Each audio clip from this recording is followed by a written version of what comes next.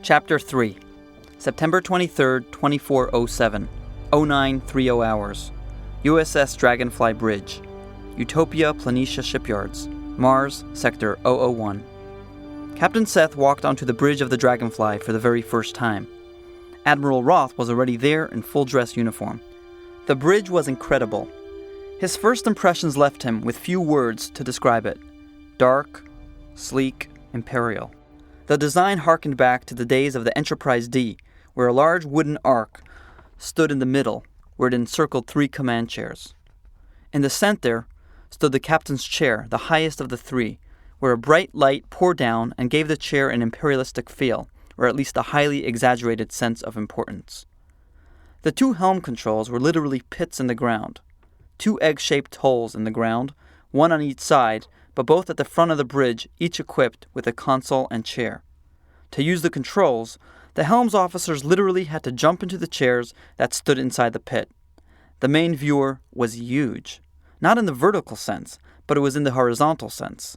That was because it consisted essentially of 3 screens put side by side. The 2 side screens folded in slightly, creating a general curvature to the whole viewer. The wider view was put in place to take advantage of everyone's peripheral vision, which was very sensitive to movement.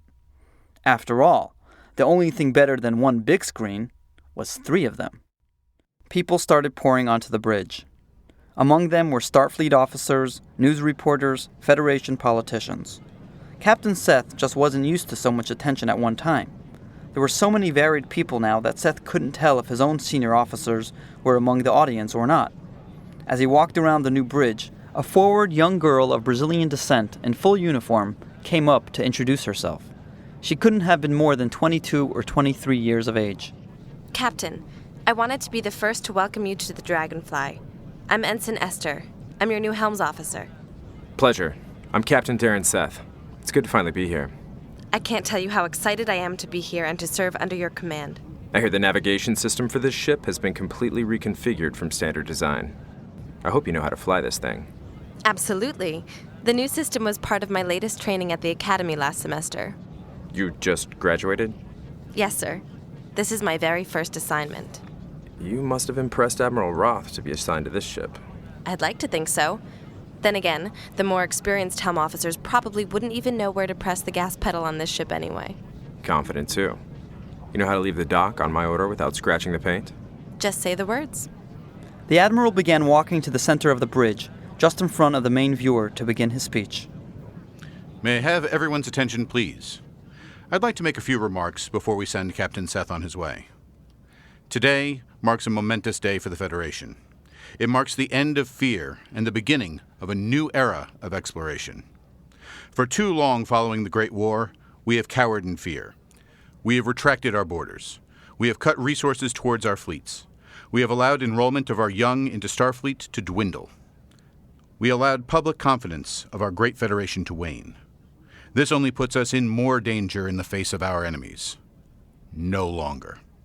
Today, we rediscover the reason for our being out here in the first place, to explore space, to learn and discover new life, so that we may learn more about our life here on Earth. With the launch of the USS Dragonfly, now the most advanced ship in the Federation fleet, we will again begin to test our mettle against the threats of the universe. The Dragonfly will be the first of many new ships in our mighty fleet, including those that will carry on the names of our most beloved and accomplished ships.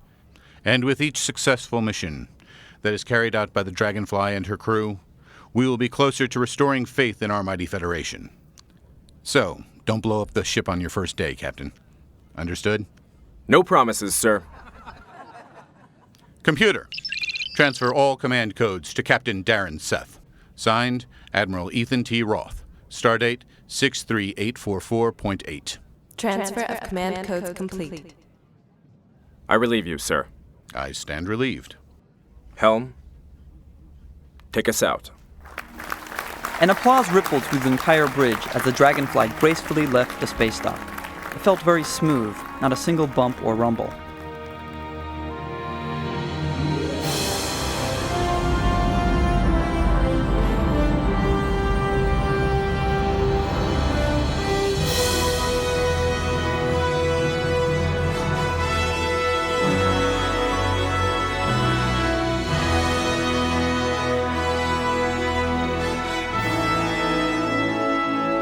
Admiral Roth came up to congratulate Seth in person. She's all yours, Captain. You've earned it. Thank you, Admiral. That was quite a speech. Better than I would have made. I'll be sure to tell that to my ghostwriter. But thank you anyway. Go ahead, look around. Take the time to get to know your ship. I will. She looks incredible. Will you be staying for a while? No, I have duties to attend to back on Earth. I'll be heading back to the USS Rhino shortly after we've made our way around Jupiter. Are you sure?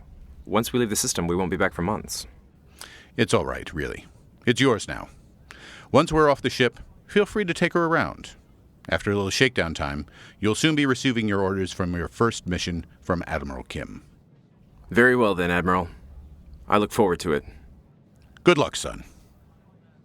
The Dragonfly had finished a quick trip around Jupiter and back, and most of the reporters and guests had left the ship. All of the commotion of launching the new ship was now gone, and he felt free to finally get settled into his new ship. The first room he explored was his new ready room, likely going to be the captain's second home. It wasn't particularly large, but it was very comfortable. It had plenty of room to put in those model starships that all of the captains seemed to do, that is, starships that the captains used to serve on. But unlike most captains, Seth only had one ship to display. He took out the one model of the Chicago and placed it on the counter. It looked a little lonely all by itself, but it would suffice.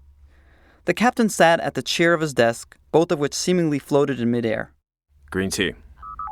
Hot. A light on the desk lit up, and the cup and tea materialized in front of him. But it wasn't necessarily the fancy light show like in the old days.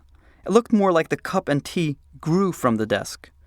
Darren always wondered what would have happened if he stuck his finger in the middle of the cup while it was being replicated. Darren sipped his tea silently. Not quite the strong matcha flavor that he had grown used to on Earth, but it was flavorful enough and it soothed his nerves. He decided that it was time to make himself at home. Darren Seth was born in a small town in California near San Diego. He was the son of a very famous and wealthy man who worked in intergalactic trade. He could remember that he would almost never see his father, who was a famous workaholic spending 16 or 17 hours, 7 days a week at work. His father frequently traveled, particularly to Ferenginar, which was still the center of the Alpha Quadrant for trade. At 13 years old, Darren decided that he simply couldn't stomach his father's way of life and saw little purpose in what he was doing. He packed his bags and moved to Tokyo, of all places. But the truth was he just wanted to get as far away from his father as he could, short of leaving Earth. His father, in fact, had been too busy to even notice that his own son had fled the country, which was actually perfectly fine with Darren. The less contact that he had with his father, the better as far as he was concerned. On Earth, or paradise as some call it, all of one's basic needs are taken care of. Food, water, shelter, medicine, education, among other needs. But for Seth, it was not enough for him to just get by. He felt the need for more. Following his high school graduation in Tokyo, Seth decided that he wanted to enroll in Starfleet. He had moved from a small town to a big city, and he was ready to tackle space. He moved to San Francisco, and over the next several years, studied with machine-like relentlessness to pursue his goal of commanding his own starship. He wanted to be the youngest captain in Starfleet. Seth finished his tea and put down the cup back on the replicator on his desk. The computer sensed that it was empty and immediately disintegrated it, which looked like it cracked into smaller and smaller pieces until it disappeared. Seth decided that it was time to explore the rest of the ship. Sickbay, engineering, 10 forward, and even his own quarters. It would take him essentially the whole day to see them all. And then there was his senior staff that he had to meet. How come none of them were on the bridge?